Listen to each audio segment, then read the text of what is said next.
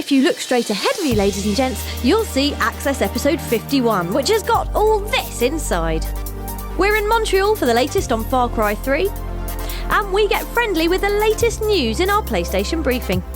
But first, get ready to snub those handshakes and pretend you're injured. Football's back in our Game of the Week, FIFA 13.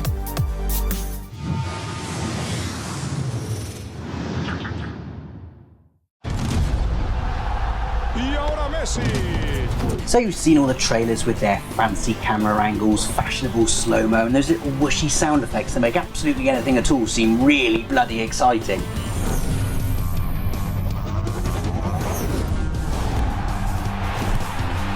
And now FIFA 13 is finally here, unless of course you're watching this before September the 28th, in which case it'll be finally here in a couple of days' time. EA Sports' all-conquering footy franchise is crammed with new stuff this year as well. Stuff like attacking intelligence, which enables players to analyse space and curve their runs, thereby pulling defenders out of position.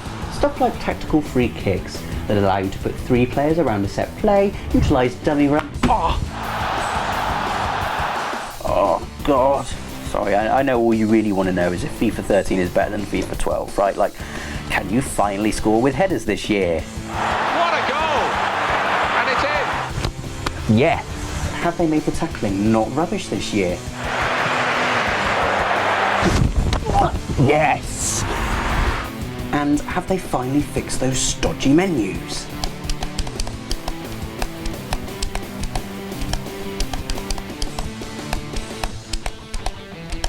No, but then who actually cares about that? Especially when on the pitch, FIFA 13 is the series' most authentic, polished and downright brilliant version yet. So the dribbling's more accurate, the passing's weightier, the physics are ever more lifelike, but it's the little things, like players kicking the ball to their teammates to take quick free kicks, managers prowling their dugouts, Jeff Shreve's insightful touchline reports that really bring the game to life. He landed really heavily on his shoulder there. You can see the discomfort he's in, but he's a tough guy. I think he'll carry on. Thanks, Jeff. God, it's like I'm there. And if, like me, you waste most of your FIFA playtime banging home 30-yarders in the practice arena, you can now invest all that time into the all-new skill games, which are basically like a series of training tests where you can hone your shooting, your free kicks, your passing, all in exchange for points and an unhealthy addiction to red-ringed circular targets. You can now earn an international call-up in career mode as well, so if virtual me bangs in loads of goals for virtual Crystal Palace, I'll get shipped out on loan to Bradford. Post-match interviews in front of the bedroom mirror are optional. Yeah, obviously I was happy to score. It was great to score a goal, but the main thing is we got the 3 points today. The lads played really well. We dug in for each other, and we got the win. We're not going to get ahead of ourselves. We've got a long season ahead of us. We're just going to take it a game at a time and see where we are at the end of the season. But yeah, I definitely recommend that people pick up FIFA 13 when it comes out on September the 28th. Yeah, cheers, thanks.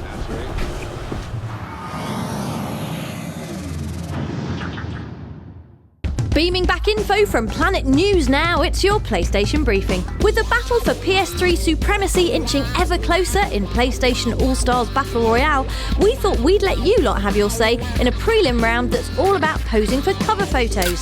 So who do you think should be Battle Royale's cover star? Smugly handsome Mr. Drake? Hip 2D mutt Parappa the Rapper? Or maybe you'd prefer Bioshock's Big Daddy with his kind metal face and lovable drill for a hand. Head to facebook.com/PlayStation Access and hit like to vote for your favourite. No, we said hit like, not Mike. Oh, Agent 47, can't you just take up gardening or something? No. We suppose it's a good thing, really, otherwise Hitman Absolution might have ended up being about pruning Budliers rather than the faces of these unfortunate chaps. This latest chunk of gameplay showcases Agent 47's sizable weapon wardrobe and proves that video games don't always have to be about guns. As long as there's a thing of petrol handy. Now, we're loyal types here at Access. For instance, I've used the same hairdresser since I was 12 years old. Oh, shiny new PS3! Get out, really old model from 2009. Yes, this is the brand new PS3 Slim, unveiled at last week's Tokyo Game Show and packing a massive 500GB hard drive. I know, where does it put it all? You can get your hands on the brand new PS3 Slim on September the 28th, and if you head to Game, you can bag this sexy bundle that also includes FIFA 13. 2018. Also out this Friday is Ubisoft's Rocksmith, the game that lets you stick virtually any electronic guitar into your PS3 and then jam away to a playlist of bona fide rock classics. Plus, unlike that other guitar game, Rocksmith comes with the potential to get good at actual music, although you'll never get better than our Dave. That's briefing done for now. We'll hit you with more news next week.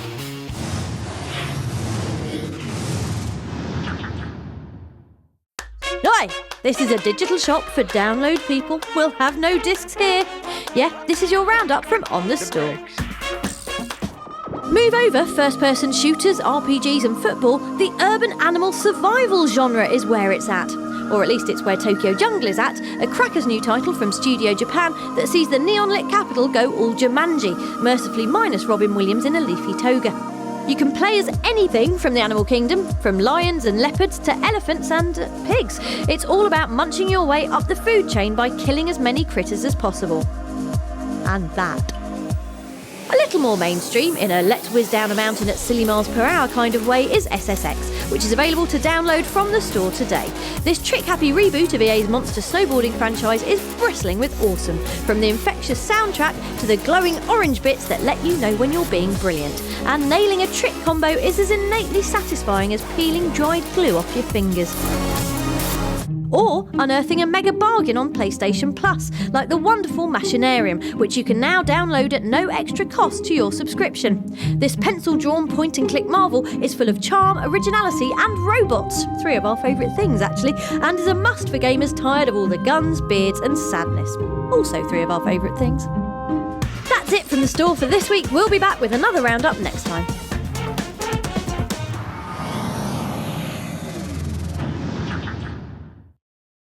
Welcome to Boston, city of tea-ditching, seat of revolutionary sentiment, and now star of Assassin's Creed 3. As the staging ground for the independence movement, Boston is one of the few places in America to include history, which made it a logical location for the tree-skipping, happy-axing adventures of new hero Connor. We have a document back at Ubisoft that lists all kinds of possible settings and time periods. This was just one of many, but it really seemed like a natural fit and a natural trajectory for where the narrative is going. Every time that we're coming to Boston, it's always the same feeling of, wow, this really is something. You know, yesterday we were looking at a Holt State House and say, is this jumpable? Is this something we can, you know, just put a hail bale and it's going to be fine. And so, you know, it's a good feeling. Like, actual Boston is very different than Boston was in colonial time. Of course, you still have streets and landmarks that are here today, but Boston now is almost flat. But when you look at the topography of it, it's just without the skyscrapers, it's just like, it's really hilly and it's really nice. People have one view of the way American history, you know, occurred and evolved, and for us to say, well, I mean, some of that's true, but then there's a sort of other sides of things, and being able to provide people with multiple perspectives and multiple angles, and it's why Connor as a protagonist was so exciting, because he's an outsider coming into this mess, and so he gets to see all the different sides of the conflict. Thanks to all at Ubisoft, and thanks to Boston for making us feel ever so slightly unwelcome in an anti-imperialist kind of way.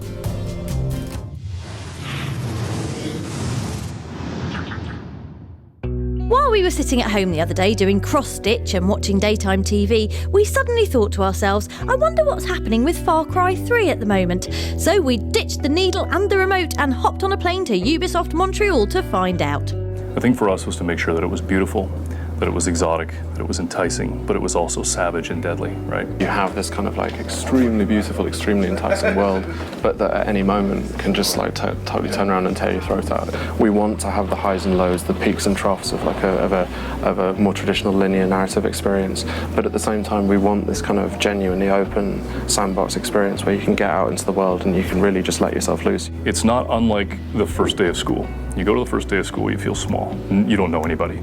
They don't know you. 2 weeks later, you own the school. You're running it. And it wasn't that big a deal.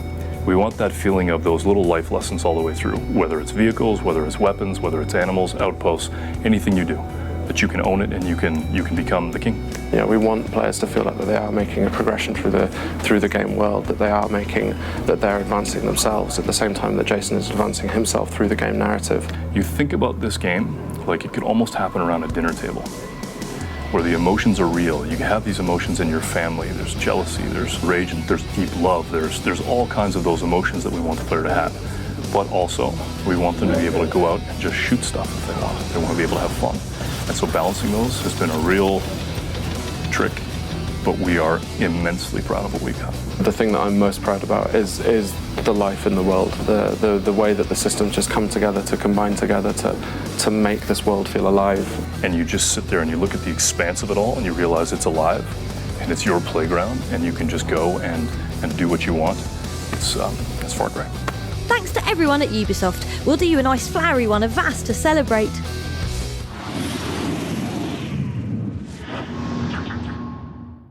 If you head to the PlayStation Video Store this week, you'll probably notice a small film on there with Robert Downey Jr., Scarlett Johansson, Chris Hemsworth and some other people dressed in tight costumes, to which we say, check out this lot instead. Banana Hat Man! I'm 6 of your 5 a day. Oboe you don't! It's a clarinet! Slam Monk! Robot! Pull in the rope, pull in the rope. Dave! Right. Together they are the Access Avengers! Yeah, alright, the Marvel ones are probably a bit better. Download the Avengers from the video store to find out. See you next week!